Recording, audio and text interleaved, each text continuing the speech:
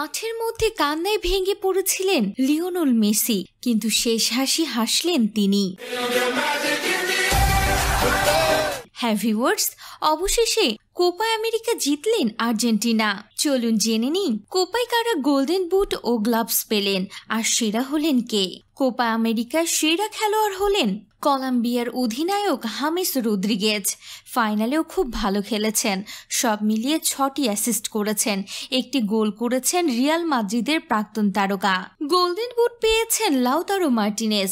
2024 সালের কোপা আমেরিকার সর্বোচ্চ গোল করার জন্য গোল্ডেন বুট জিতলেন লাউতারো মার্টিনেজ। মোট 5টি গোল করেছেন তিনি, আর সব থেকে গুরুত্বপূর্ণ গোলটা করেছেন ফাইনালে। ফ্লোরিডার হার্ডরক স্টেডিয়ামে 112 মিনিটে তিনি যে গোলটা করেন সেটার উপর ভর করেই কোপা জিতল আর্জেন্টিনা।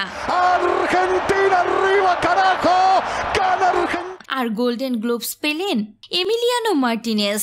এবারের কোপা আমেরিকায় 5টি ম্যাচে ক্লিন সিট রেখেছেন। শুধু তাই নয়, ফাইনালে গুরুত্বপূর্ণ সেভ করেছেন তিনি, না হলে শুরুতে গোল খেয়ে যেতে পারত আর্জেন্টিনা। ফেয়ার প্লে অ্যাওয়ার্ড পেয়েছেন কলম্বিয়া। যে ট্রফিটা চেয়েছিল কলম্বিয়া সেটা পায়নি, তবে পুরো টুর্নামেন্ট স্পিরিট মেনে খেলার জন্য কলম্বিয়াকে ফেয়ার প্লে পুরস্কার দেওয়া হয়েছে। যে কলম্বিয়া কোপার ইতিহাসে একবার চ্যাম্পিয়ন হয়েছে আর দুবার রানার্স আপ হয়েছে কলম্বিয়া, আর চ্যাম্পিয়ন হলেন আর্জেন্টিনা।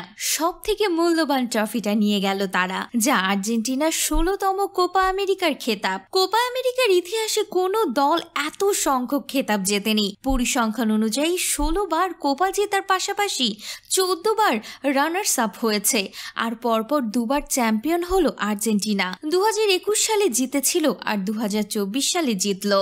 তো ভিউয়ার্স, আর্জেন্টিনার টান টান লড়াইটি দেখতে কেমন লেগেছিল অবশ্যই কমেন্ট করে জানাতে ভুলবেন না।